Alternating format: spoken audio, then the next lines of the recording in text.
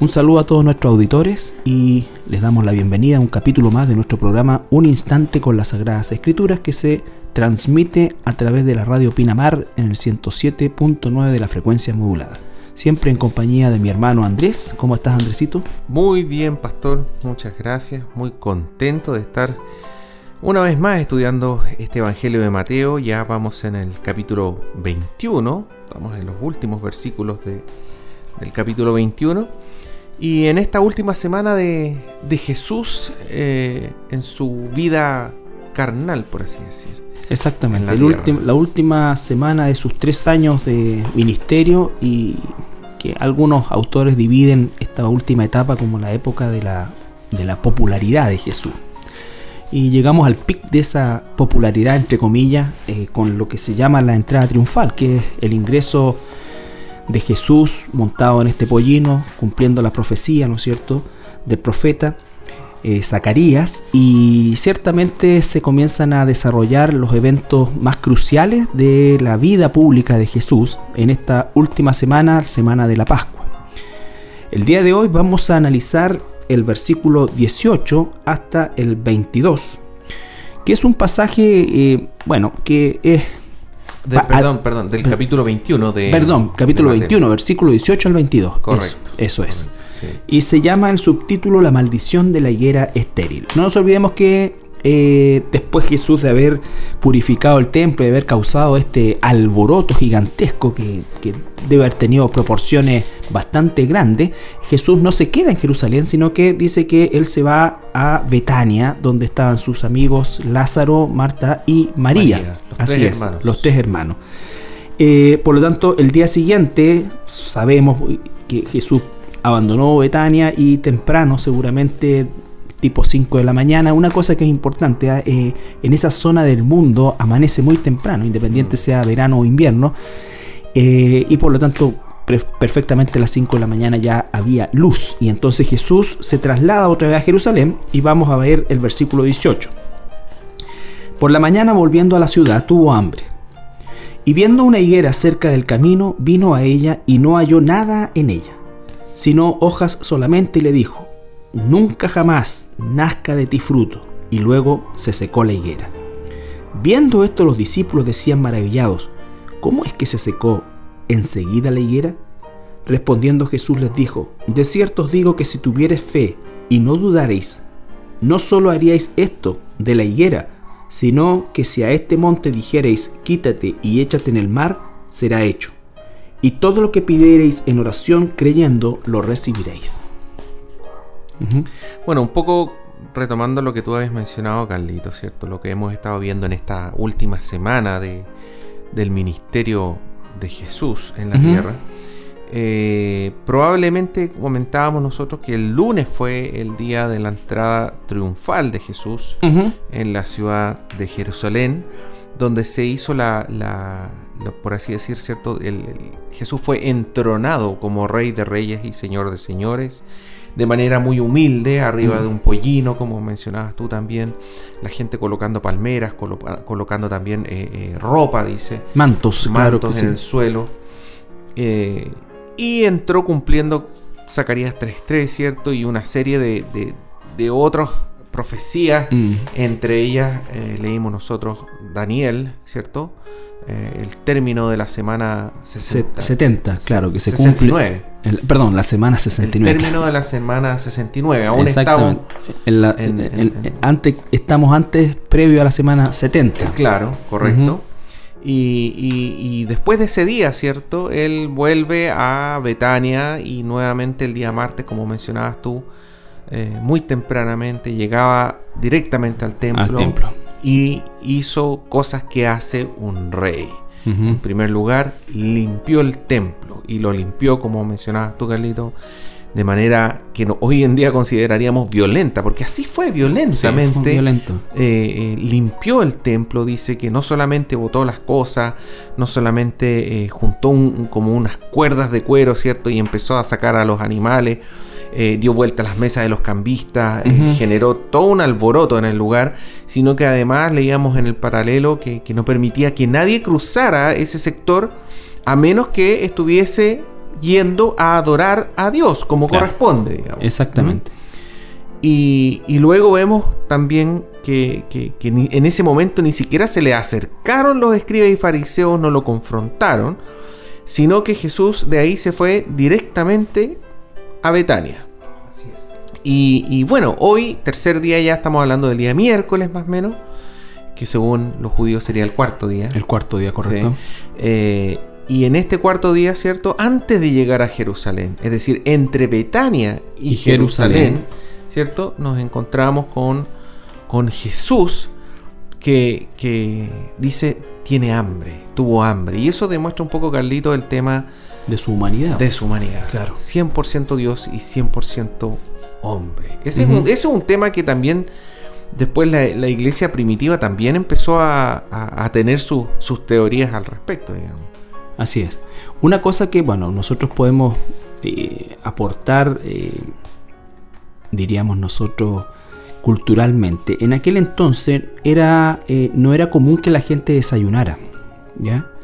La gente normalmente comía o tenía su primera comida en el primer alto de su trabajo. Supongamos que empezaba su trabajo a las 6:30 de la mañana, más o menos promedio, y eso significaba que el primer alto en su trabajo ocurría o transcurría cerca de las 10 de la mañana, ¿ya? Y es ahí cuando las personas se alimentaban o comían, ¿ya? Entonces también es importante porque Jesús sale y le da hambre en el camino. Estamos hablando, digamos, que más o menos en la hora que le correspondía, por así decir, según los horarios en la cultura, comer, ¿ya? Y bueno, se encuentra con esta higuera en el camino. También esa es una zona muy similar en geografía, digamos, en aspectos geográficos a lo que es nuestra región, la cuarta región, que hay lugares bastante secos, pero también hay otros lugares que son de carácter agrícola. No es una zona boscosa, bajo ningún punto de vista, pero tampoco es una zona netamente seca. Esta zona, específicamente el área de Jerusalén y todo lo que está alrededor de Jerusalén, llámese Belén, Betania, ¿no es cierto?, Jericó, toda esta zona tiene un clima y un aspecto geográfico muy similar al nuestro. De verdad, si quisieran filmar, por ejemplo, una película de Jesús, perfectamente lo podrían hacer aquí en la cuarta región, porque es muy similar. Sin embargo, por ejemplo, en el trayecto entre la Galilea y Jerusalén es un desierto, sí, ahí sí, completamente seco. Pero como esto va subiendo, ¿no es cierto?, esa zona en general es una zona relativamente verde dentro de una concepción desértica. Y además que cuando uno va cambiando en la altitud, normalmente va cambiando también todo lo que tiene que ver con flora y fauna. Flora y fauna, exactamente. Ahora, algo muy interesante de esto, Carlito, tiene que ver con el paralelo que nosotros lo encontramos en Marcos capítulo 11.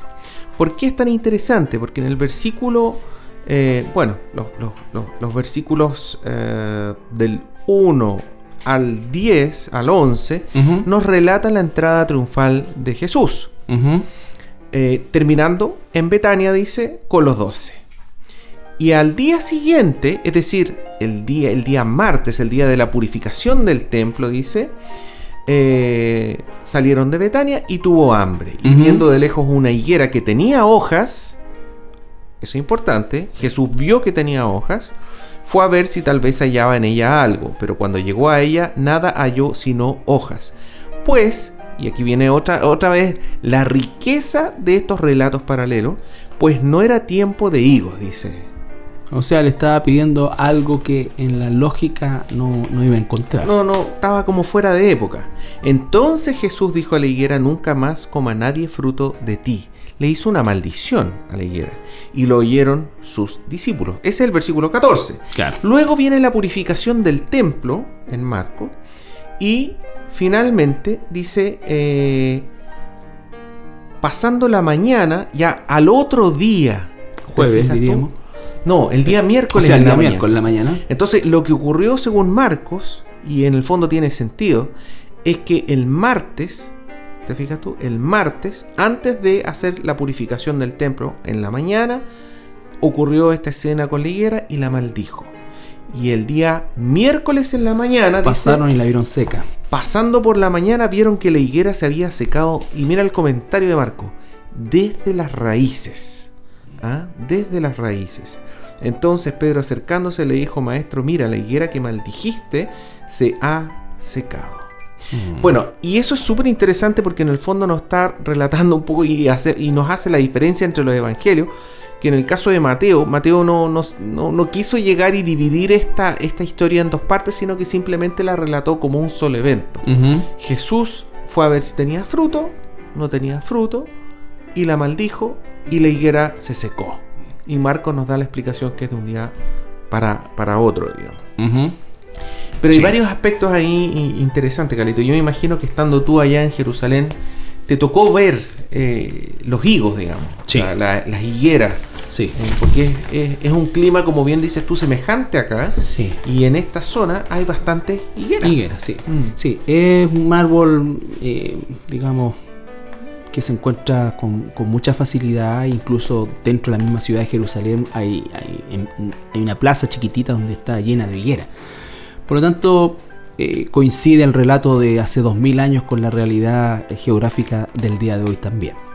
Entonces, ¿qué es lo primero que encontramos? Que volviendo al capítulo 21 de Mateo, ¿no es cierto? Ya en el versículo 18 dice que tuvo hambre. Como decías tú, esto nos da la claridad de que Jesús era 100% un ser humano también, y no por eso dejaba de ser un 100% Dios, el concepto que conocemos nosotros como la deidad.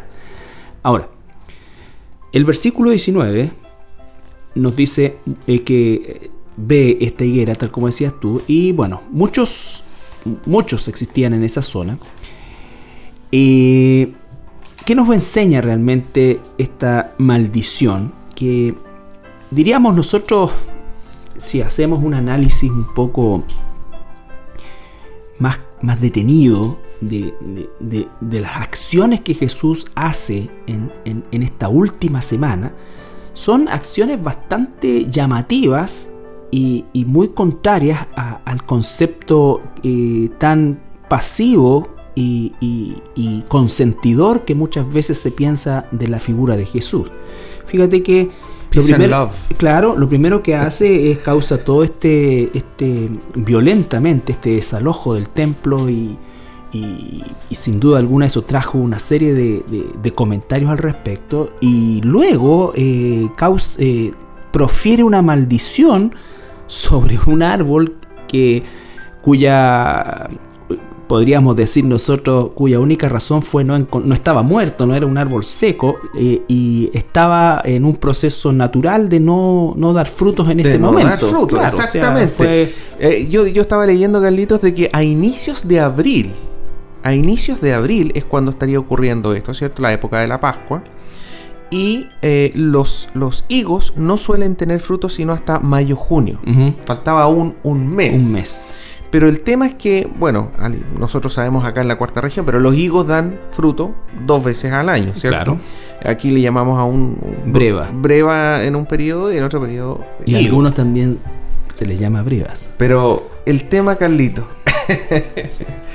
Es que antes de dar el fruto están, o sea, antes de que salgan las hojas están los frutos. Entonces, cuando tú ves una higuera con hojas, es porque ya tiene fruto.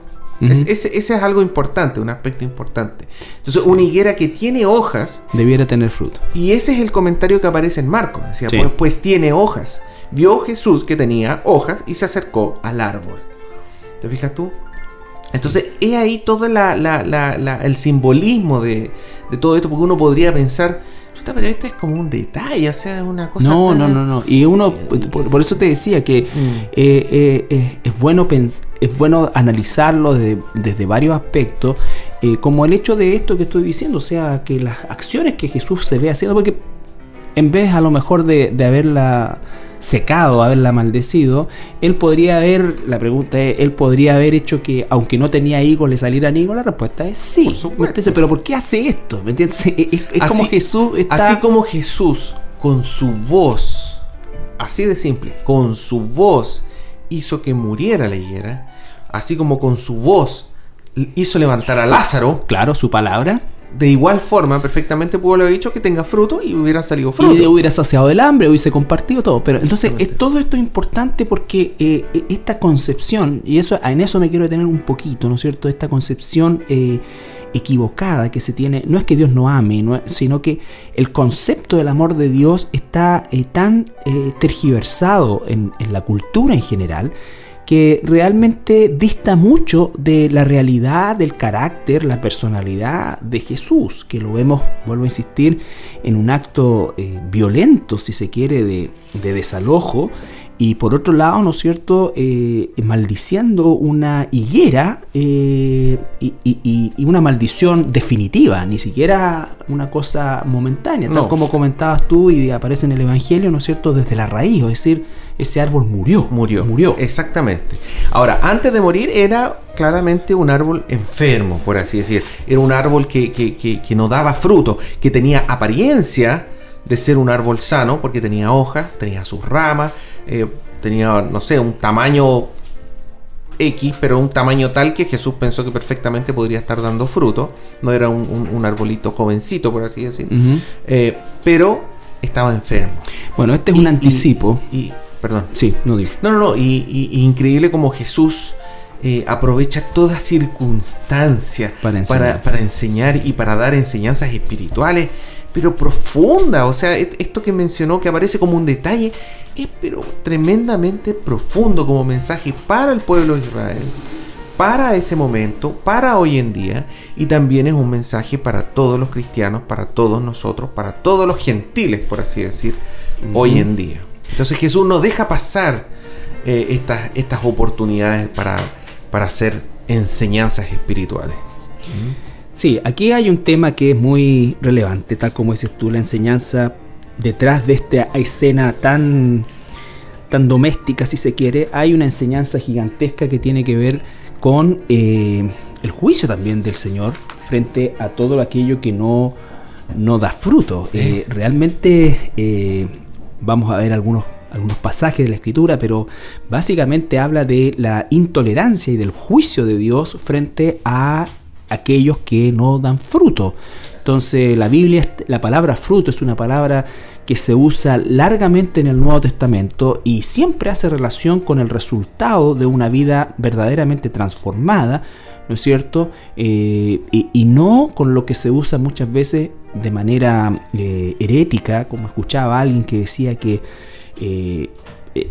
tenía frutos porque económicamente su vida lo mostraba, o sea, él había tenido éxito económico y que se medía en la presencia o la bendición de Dios, y ese era el fruto. Entonces, no estoy diciendo que Dios no haga o no dé bendiciones materiales en algunas oportunidades, pero lo que se refiere aquí es el fruto del Espíritu, que va a ser enseñado décadas después por el apóstol Pablo, pero que efectivamente se está refiriendo al hecho de que todo aquello que no dé fruto, ¿no es cierto?, va a ser desarraigado, va a ser quemado. Después, cuando habla, por ejemplo, de la parra, dice que todo del pámpano, ¿no es cierto?, van a ser aquellos que no den fruto, van a ser cortados y quemados. Es decir, al fuego. No hay un concepto intermedio del Señor de algo que no dé fruto, y la única forma de que se dé el fruto que el Señor Jesucristo está buscando es que la persona haya nacido de nuevo. Entonces eso es fundamental. Jesús está buscando o busca ese fruto, ¿no es cierto? Y cuando no lo encuentra, y si no lo encuentra, el Señor va a tener un juicio definitivo. Esta semana, Carlito, esta última semana, en el fondo cambia la relación de Dios con Israel hasta ese momento. Y en este caso, el Señor, Dios Padre, había tenido mucha paciencia hasta ese momento. Y tal como Jesús lo mencionó en una parábola, digamos, que mandó tantas profetas, digamos, para mandar aviso, para que se arrepintieran, y finalmente dice, mandó a su propio hijo. ¿Te fijas tú? Refiriéndose a Jesús mismo. Exacto. Y lo mataron. Esa es la parábola que dio Jesús antes de que lo mataran, digamos. Sí. Entonces, básicamente aquí, Carlito, está claro que esta higuera, digamos, representa a Israel. Las hojas son estas obras religiosas que tiene Israel, pero que no dan fruto espiritual. Y yo me imagino que tú, estando en Israel, viste mucho de estas religiosidades, digamos, todas las oraciones, cómo hacen las oraciones, cómo se visten, las cosas que hacen a cierto horario, cómo tienen que vestirse, cómo tienen que comer, todas estas cosas que son absolutamente religiosas, que son estas hojas, digamos, por así decir, que vio Jesús. Que dan la apariencia de vida, pero no hay nada. No se puede sacar ningún provecho, porque la higuera, entre otras cosas, es un árbol que da poca sombra, en relación, ni siquiera es un árbol con una frondosidad que permita dar una gran sombra. Entonces, y lo que Jesús estaba buscando no era sombra, estaba buscando un fruto, había un hambre físico. Y bueno, todo esto, como decías tú, es tan maravilloso porque es una enseñanza, una analogía que yo estoy seguro que en ese momento los discípulos no entendieron para nada, ¿entiendes? O sea, pero si no entendían cuando Jesús los confrontaba y le decía, claro, yo tengo que morir para resucitar al tercer día, ni eso entendían. Claro. ¿Qué van a entender? Pero gracias al Señor, el Espíritu Santo nos puede enseñar todas estas cosas. Y permitió que ellos anotaran todos estos detallitos en los evangelios. Sí, entonces es como dices tú, ¿no es cierto? La higuera representa, así como también hay una promesa de que esta higuera que es Israel, que en este momento está en su fase seca, ¿no es cierto? Va a florecer. Pero obviamente en el tiempo en que Jesús llega, ¿no es cierto? Es un tiempo en el cual, por un lado, está la analogía de que no debía dar fruto porque ese florecimiento ni siquiera era para esa época dentro del plan de Dios, de Israel, sino que era la época en la cual el Señor iba a proferir esa maldición momentánea, por decirlo de alguna manera, sobre Israel, o ese alejamiento de Israel que se va a reencontrar con el Señor muchos siglos después, desde esta escritura, más cerca de nosotros el día de hoy. Pero básicamente significa eso, que el Señor encuentra hojas que no alimentan, una apariencia de piedad, encuentra una religiosidad completamente estéril, esclavizante, encuentra un rechazo abierto a su verdad. El Señor Jesucristo dice, todo lo que yo les digo ustedes no lo entienden, porque ustedes son de vuestro padre el diablo. Todas estas cosas se las está diciendo a sus propios hermanos judíos, ¿no es cierto? Por lo tanto es un tema áspero, doloroso. Jesús, una cosa que se relata, ¿no es cierto?, es que Él llora sobre Jerusalén, porque tal como decías tú, Él que es Dios, Él mismo es parte del plan de enviar profetas a Israel y de saber que todos esos profetas fueron asesinados. Y cuando se encuentra, ¿no es cierto?, con esta nación de Israel, con un judaísmo absolutamente torcido, porque ya a esa altura se calcula que habían por lo menos más de 300 leyes inventadas, que eran las que en definitiva ellos imponían a la gente, porque hemos de saber que Jesús nunca violó la ley de Dios, pero a los ojos de los judíos él violaba la ley, pero no era la ley de Dios lo que estaba, eran las tradiciones de hombre que se habían transformado en la ley. Esas eran las hojas, por eso es que era un pueblo no transformado y un pueblo que no entendió el tiempo ni recibió a su Mesías, sino que lo rechazó. Bueno, Mateo 3:10, Carlito, es una palabra confrontacional. Que decía Juan el Bautista. Desde el principio ya, de antes de que apareciera Jesús en esta escena, ¿cierto? Ya estaba Juan el Bautista siendo confrontacional, diciendo, y ya también el hacha está puesta a la raíz de los árboles. Por tanto, todo árbol que no da buen fruto es cortado y echado en el fuego. Sí. Ese es el juicio. ¿Hay juicio? Claro que hay juicio. Si no hubiera juicio, este sería injusto. Y Dios es justo. Por lo tanto, tiene que haber un juicio. Y ese juicio, como dices tú, Carlito, es radical, es confrontacional absolutamente.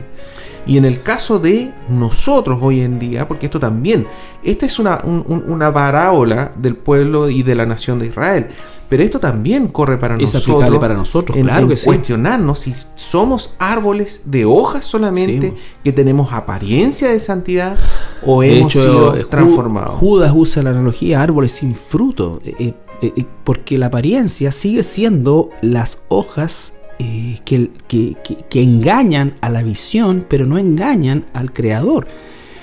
Mateo dice, lo vimos hace ya varios meses, ¿no es cierto? Recuerden ustedes el capítulo 7, cuando dice, muchos en aquel tiempo me dirán, en tu nombre hicimos, y el Señor les dirá, nunca os conocí, apartado de mí. Personas que conocen a Jesús, declaran ser hijos de Dios, nombran a Jesús como si fuera su Señor, porque le dicen Señor, Señor. Exactamente. Su amo, lo declaran como su amo, y Jesús le dice, nunca os conocí. Entonces, es una cosa realmente crítica, si pudiéramos ponerle algún nombre, ¿no es cierto? Porque efectivamente no hay algo intermedio, o Dios limpiará y cosechará esos frutos en el árbol que los tenga, o cortará y quemará a aquellos que no los tengan. Entonces, así esto es como decía, no hay términos medios. Exactamente, como bien decías tú, es aplicable siempre al pueblo de Dios, en el hecho de que fue aplicado. Esto no está hablando de gente que no esté dentro del pueblo de Dios, esto es un juicio al pueblo de Dios. El juicio era a la nación de Israel, que en ese entonces o hasta ese entonces era denominado pueblo de Dios, y lo es hoy con la iglesia, que somos el pueblo de Dios. ¿Por qué? Porque esto nos deja entender que ciertamente dentro de las filas de la iglesia hay personas que creen ser, y eso es una tragedia, ser cristianos, pero no lo son, porque no están mirando su fruto, están mirando las hojas de su vida. Un par de versículos muy importantes, Carlito. ¿Cómo saber si yo realmente he sido transformado? ¿Cómo saber si yo realmente estoy con este fruto, produciéndolo, ya sea poquito, pero produciéndolo? Estoy en ese proceso. Gálatas 5, 22 y 23. Anótelo, por favor. Muy importante, Gálatas 5, 22 y 23. El apóstol Pablo menciona nueve aspectos del fruto del Espíritu. El fruto del Espíritu es uno solo, pero tiene, por así decir, estas 9 ramificaciones, 9 elementos que lo conforman. Y dice que el fruto del Espíritu es amor, gozo, paz, paciencia, benignidad, bondad, fe, mansedumbre, templanza. Con tales cosas no hay ley, dice Pablo. Pero en el fondo yo tengo que analizar mi vida y ver cómo he ido avanzando en eso. ¿Soy la misma persona antes y después en este aspecto? Y entendiendo, por favor, cada uno de esos elementos, ¿no es cierto?, de esos que se nombra ahí, que son gigantescos. Piensa usted solamente en la palabra amor. El amor bíblico, vale decir, el amor que Dios nos enseña, no el amor con el que llegamos al Evangelio. Con el amor que llegamos al Evangelio, ese amor justamente tiene que ser sublimado, transformado por el amor de Dios, la paciencia y cada uno de estos elementos que las personas pueden decir, oye, si yo tengo amor, yo soy una persona amorosa.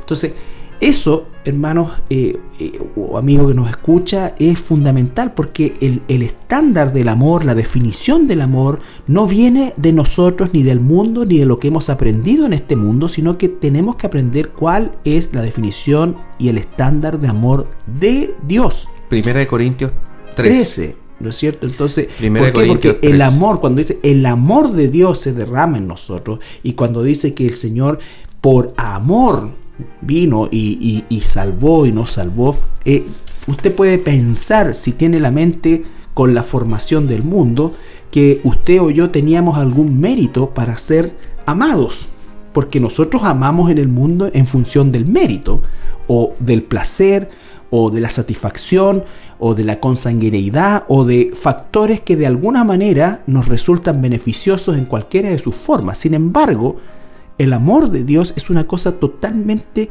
opuesta. Dios nos amó no por lo que pudiéramos ser, sino por lo que nunca pudiéramos llegar a ser. Nosotros somos pecadores, estamos perdidos, estamos completamente muertos espiritualmente y no queremos nada de Dios.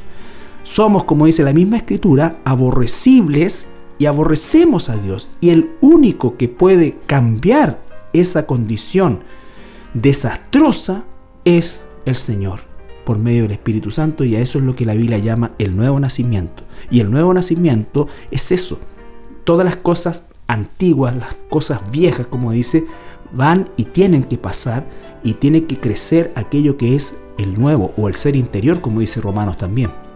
Entonces, no se confunda, porque las palabras que están ahí en Gálatas y que acaba de leer Andrés, ciertamente son palabras que no nos resultan extrañas, son familiares, ¿no es cierto? Y probablemente nosotros digamos, sí, en realidad a mí me falta un poco de paciencia, porque estamos mirando la paciencia nuestra, pero no la paciencia de Dios, no el amor de Dios, no el dominio propio, la longanimidad, la benignidad. Entonces eso es bueno decirlo. Y otro aspecto, Carlito, Santiago 2, 14 al 17, que habla del tema de las obras. Dice: hermanos míos, ¿de qué aprovechará si alguno dice que tiene fe y no tiene obras? ¿Podrá la fe salvarle? Y si un hermano o una hermana están desnudos y tienen necesidad de mantenimiento de cada día, y alguno de vosotros les dice: id en paz, calentados y saciados, pero no les dais las cosas que les son necesarias para el cuerpo, ¿de qué aprovecha? Así también la fe, si no tiene obras, es muerta en sí misma.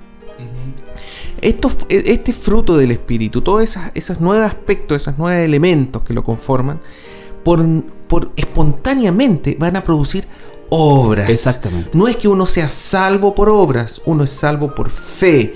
Pero esta fe y estos frutos del Espíritu van a producir obras necesariamente, tienen que producir. Incluso un tipo de obra en el cual el amor se va a desplegar más allá de los límites que nosotros pensemos.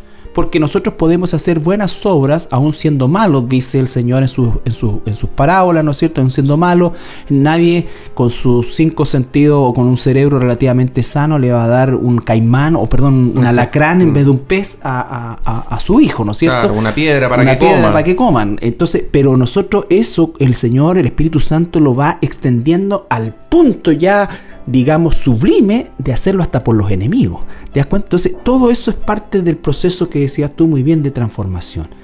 Vamos a ir a nuestra pausa musical y regresamos con este tema. Bien, regresamos después de nuestra pausa musical, esta alabanza, y continuamos viendo este capítulo 21, los versículos 18 al 22, y estábamos hablando de esta escena de la maldición de la higuera, una higuera que representa a la nación de Israel, representa el juicio de Jesús sobre esta nación, y representa también, como bien decíamos, ¿no es cierto?, antes de la pausa, representa también la realidad del juicio de Dios sobre todo aquello que puede tener una apariencia de piedad, como lo dice la Escritura también, pero en la realidad, a los ojos de Dios no podemos engañar, y ciertamente no hay fruto ahí. Y el concepto es absoluto. Todo aquello que Dios no encuentre el fruto que Él está buscando, Él lo va a cortar, lo va a quemar, lo va a expulsar. En fin, todas las escenas nos muestran una situación absoluta y definitiva de juicio. Una recomendación: busque en la Biblia las palabras que dicen: allí será el lloro y crujir de dientes. ¿Cuántas veces Jesús dice eso? Sí. Y aún así no entiendo estas creencias de que el infierno no existe, digamos. O sea, claro. Jesús fue tan claro, tan explícito: esto del fuego, que será llamado, que el hacha está puesta, que etcétera. Donde el fuego no se apaga, el gusano no muere. Exactamente. Todo está súper claro, un castigo eterno, digamos. Exactamente. Entonces, ahora, en el versículo 20, Carlito, es bien interesante porque nos da a entender un poco de que efectivamente los discípulos no entendieron muy bien esta parábola. Porque ellos, en vez de cuestionar a qué se refería Jesús con esto, lo único que dice aquí es que viendo esto, los discípulos decían maravillados: ¿cómo es que se secó enseguida la higuera? Ahora, acuérdense, Marcos nos explica con más detalle que esto en realidad se secó de un día para otro. Probablemente ese árbol, en el momento que Jesús declaró esas palabras de maldición, murió inmediatamente. Sí.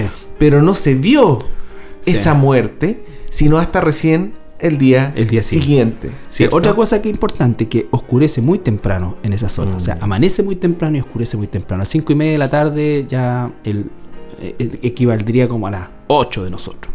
Por lo tanto, todo se va encajando incluso en la historia que no se cuenta, pero las escenas son tan importantes. Y por supuesto, eso era una boca de lobo, o sea, no piense usted que no había iluminación, ninguna cosa, por lo tanto... Pero sí, Carlito, recordar a las personas que nos escuchan que el ambiente en esa semana era una locura, estaba lleno de personas por todos lados, todos tratando de buscar dónde alojarse, todos tratando por lo que de buscar decías tú, ese decreto dormir. en que por esos días la ciudad... se consideraba, sus límites eran extendidos, ¿no es cierto? Con un decreto... Incluía las ciudades de Betania. Exacto. Y otras que estaban en los alrededores. Y estamos hablando por lo menos entonces en que entre cada trayecto en forma circular, por así decir, de por lo menos 10 kilómetros en forma circular, ¿no es cierto? Crecía la ciudad. Entonces era una cosa inmensa. Gigantesco. Bueno, y claramente los discípulos estaban maravillados por el poder, el poder que tenía Jesús en sus palabras de haber secado solamente con su boca. Sí. Sí. Y llegamos al versículo 21. Respondiendo Jesús les dijo: de cierto os digo que si tuviereis fe y no dudareis, no solo haréis esto de la higuera, sino que si a este monte dijereis quítate y échate en el mar, será hecho. Y todo lo que pidiereis en oración, creyendo, lo recibiréis. Bueno, esto se le dice muchas veces la fe que mueve montañas. Sí. La fe que mueve montañas. Le dice al monte, ¿cierto? Que probablemente se refiere al monte de Olivos, de los Olivos. Quítate y échate en el mar, que probablemente se refiere también al mar muerto, que está justo detrás de eso, ¿cierto? Va a ocurrir, será hecho, ¿cierto? Este es el poder de Dios, un poder prácticamente ilimitado, ¿cierto? Ahora, más que literal, se sabe hoy en día que la tradición judía en lo que respecta al Talmud, ¿cierto? Sí. Se habla de estos movedores de montañas, que eran personas que tenían una gran espiritualidad, que quitaban obstáculos que serían estas montañas, que no permitían que se desarrollasen actividades espirituales o quehaceres espirituales, ¿cierto? Eso eran los, entre comillas, movedores de montañas. Sí, eso es bien, bien importante porque uno tiene que aprender mucho de la cultura judía para entender los dichos de Jesús y poder distinguir, discernir cuándo es que Jesús está usando una figura literaria y cuándo no es que Jesús no pudiera decirle al monte de los olivos, cáete, lo podría hacer, ¿me entiendes? Pero Jesús no estaba ahí para mostrar trucos o designios que sigue, porque probablemente si lo hubiese hecho, habría pasado tan desapercibido al poco tiempo como todos los milagros que hizo. Entonces aquí efectivamente, según el Talmud, existían estos rabinos, y sobre todo esta palabra se acuña en el tiempo de lo que se llama el periodo intertestamentario, el periodo del silencio, ¿ya? No nos olvidemos que Israel principalmente sufrió durante ese periodo el asedio de los persas, y el más complicado probablemente fue el de los griegos. Entonces se levantaron muchos rabinos en aquel entonces que ciertamente alentaban al pueblo y a continuar con la vida religiosa que se veía constantemente amenazado por la idolatría persa. Pero la más complicada fue la griega, porque a diferencia de los persas y de los romanos, ¿no es cierto? Y de los babilonios, de los babilonios no tanto, de los persas y de los romanos, los griegos, ellos no solamente les interesaba hacer una conquista territorial, no solamente les interesaba dominar a un pueblo y someterlo, sino que además ellos querían helenizarlos, es decir, transformar su manera de pensar, sus hábitos de vida, ¿no es cierto? Por lo tanto, esta helenización implicaba que comenzaban a levantarse estas murallas, lo mismo que usa el apóstol Pablo después en 2 Corintios cuando dice que se levantan estos argumentos, estas murallas contra el conocimiento de Dios. En aquel entonces esas murallas se consideraban también que se levantaban en contra de la religión judía, del pueblo judío, y de ahí viene este concepto de movedores de montaña. Así es. Movedores de montaña.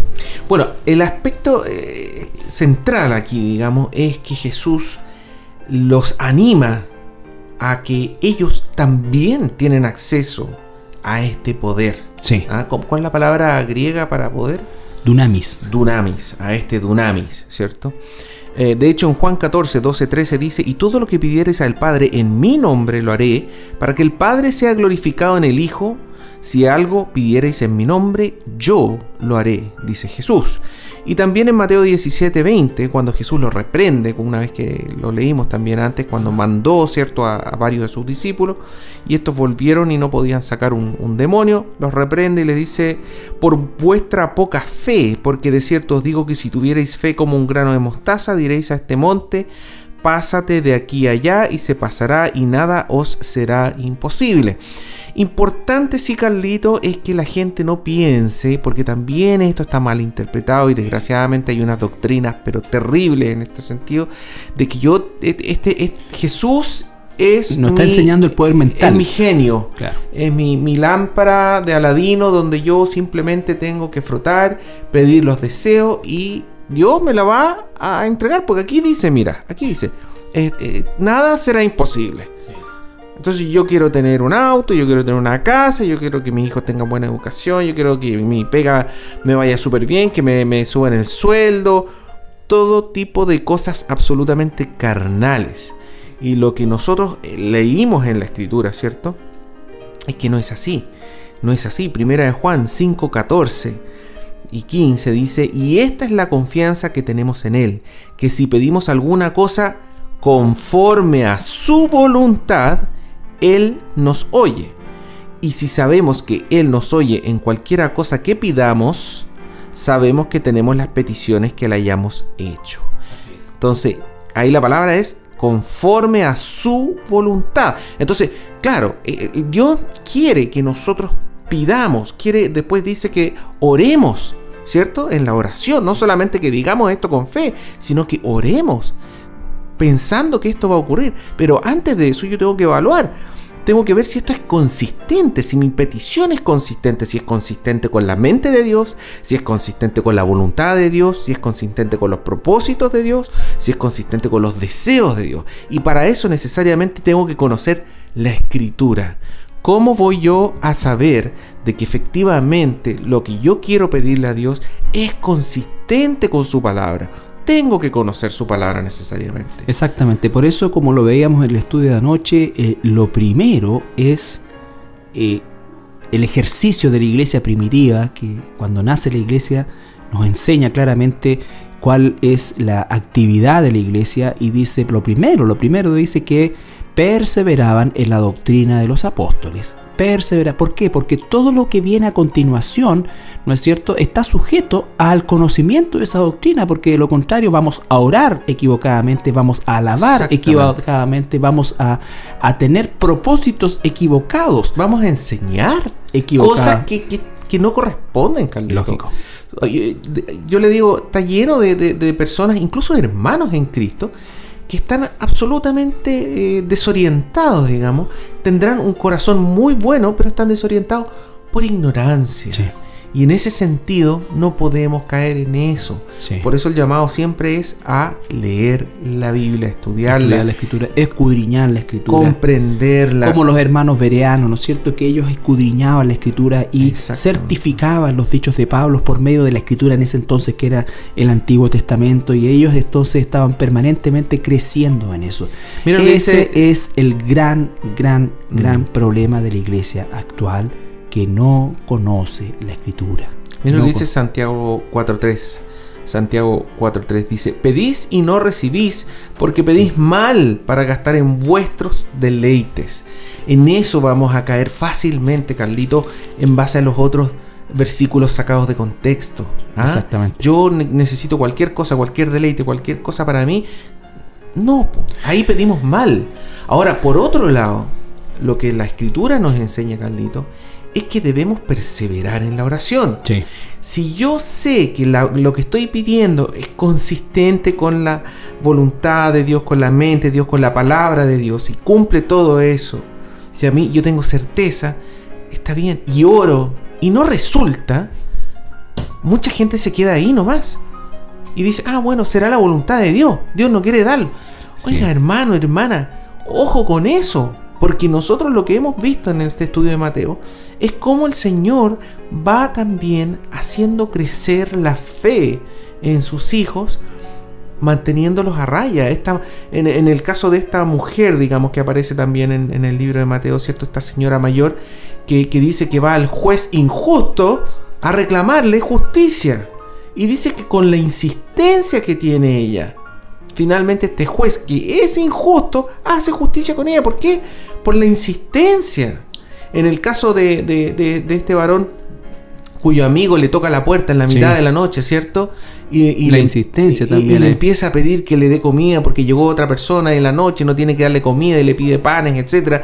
Y por la insistencia, una vez más, dice que este varón se va a levantar en la mitad de la noche y se lo va a entregar. Y de igual manera nos llama a nosotros a insistir en nuestras oraciones. Ahora, no en las oraciones carnales, no en las oraciones que es donde la gente son para mis propios deleites. Y ahí entra lo que aprendimos también en el libro de Mateo, en el Evangelio de Mateo, que es el esquema de la oración cuando dice: Padre nuestro que está en los cielos, santificado sea tu nombre, venga tu reino.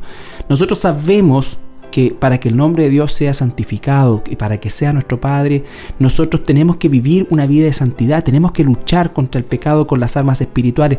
El grueso de la oración de un hijo, una hija de Dios debiera estar enfocado en esa primera parte que tiene que ver con la adoración a Dios, con la sujeción a Dios, con la obediencia a la voluntad de Dios, con el establecimiento de su reino.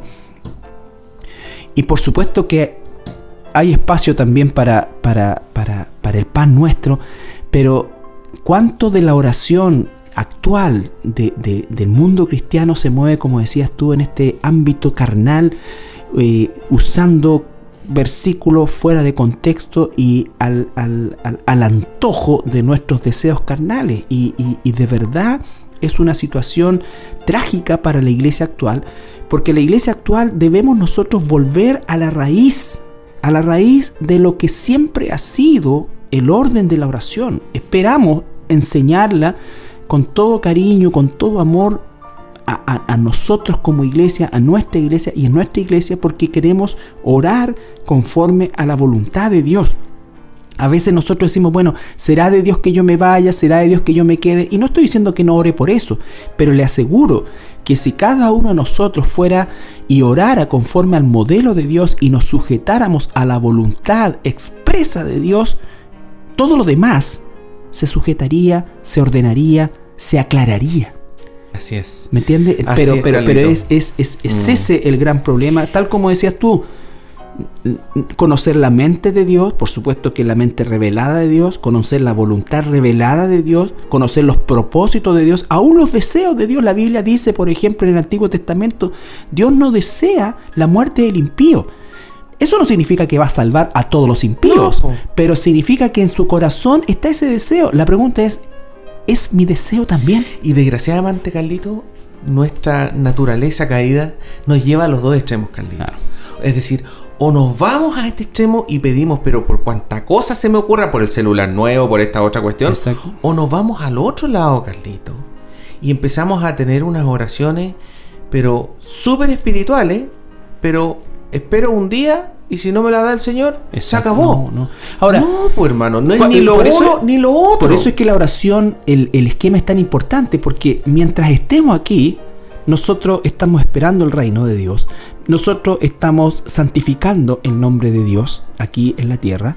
Nosotros estamos confiando en la provisión de Dios. Nosotros estamos, tal como decías tú, ¿no es cierto?, entendiendo la mente de Dios, la voluntad de Dios, los propósitos de Dios, los deseos de Dios y nuestra vida enfocándolo y dirigiéndolo en ese aspecto. Y eso no va a terminar hasta que Dios termine con nosotros.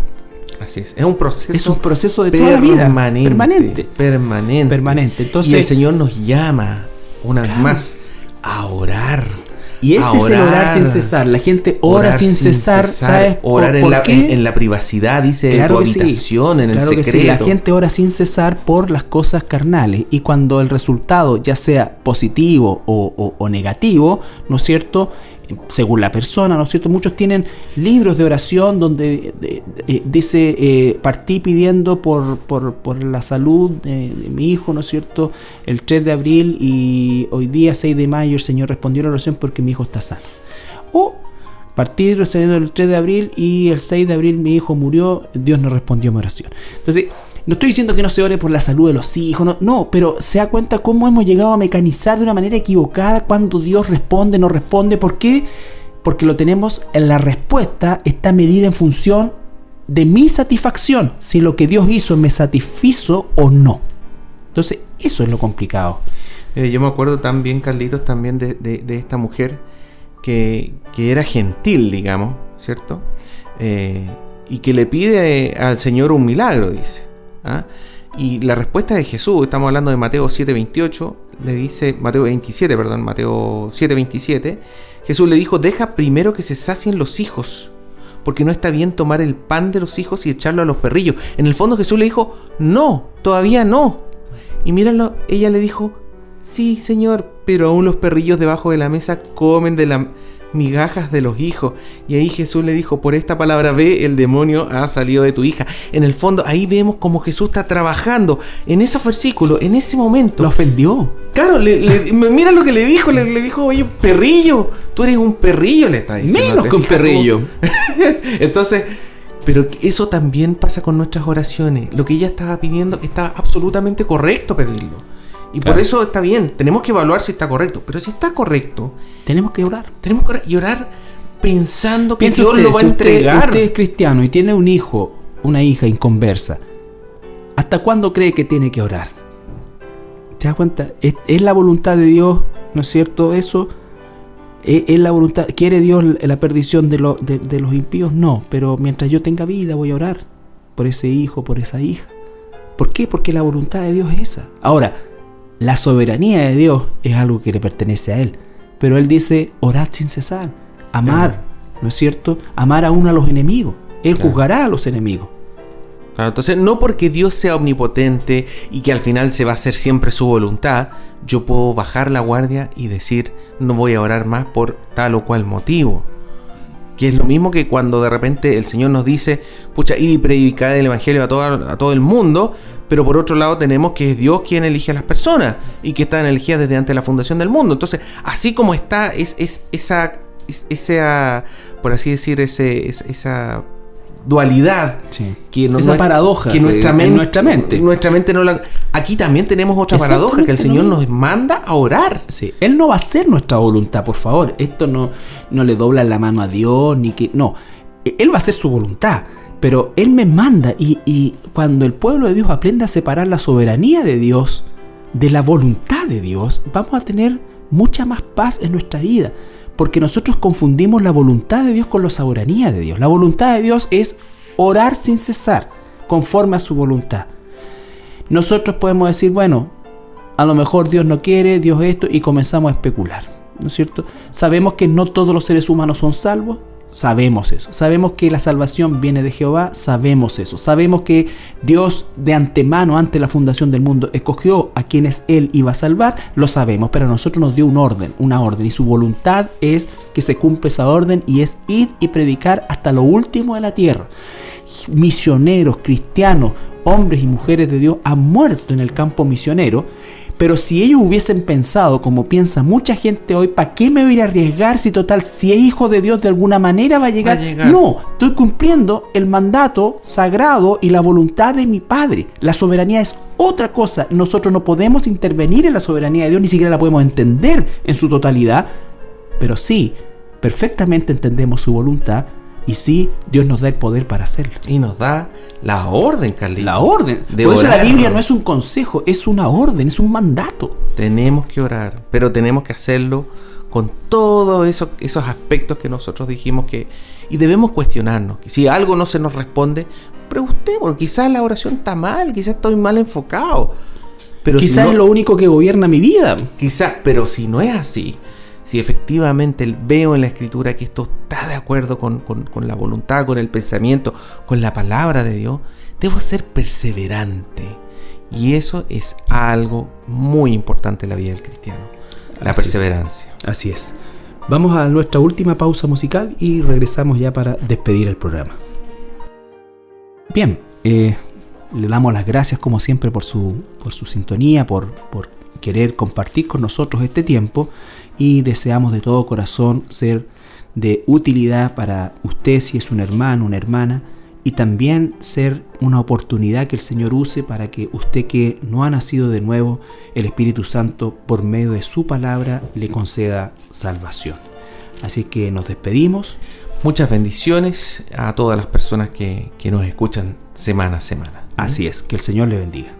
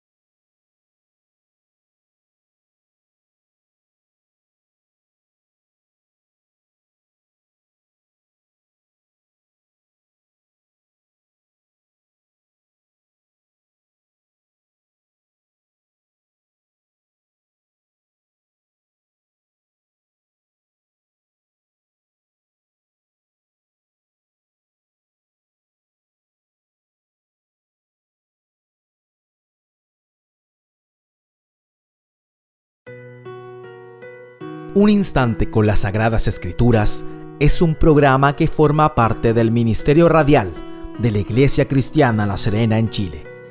Semana a semana, el pastor Carlos Flores y el hermano Andrés Bodini nos enseñan un poco más de la palabra de Dios. Nuestro sincero deseo es que usted pueda animarse a estudiar con nosotros y escudriñar la Biblia. Si desea volver a escuchar este programa o algún capítulo anterior, visite nuestra página web www.iglesiacristianalaserena.cl en la sección radio. Para contactarse con nosotros, visítenos en Francisco Aristía 2806, San Joaquín, La Serena. O bien, puede escribirnos al correo radio@iglesiacristianalaserena.cl, radio@iglesiacristianalaserena.cl. Nos encontramos en la próxima oportunidad para juntos disfrutar de un instante con las Sagradas Escrituras.